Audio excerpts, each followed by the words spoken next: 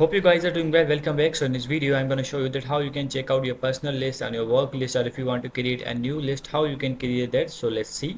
So first of all, what we have to do, simply, as you can see, has an option for the list. So we have to click on the list. If you want to create a new list, for example, I want to create a list of work. So let's click on the list of works and we have to click on the continue. And after clicking on the continue, as you can see, now the list of work is created. If you want to go to the grocery list, as you can see, now it's also created.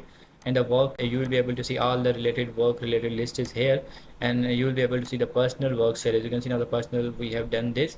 And the work section, if you want to add new grocery list, or in the work section or the grocery list, if you want to add a new task, you can also do that. For example, I'm going to write the ms, let's write the ms office work, and then let's click on this. As you can see, now it's done.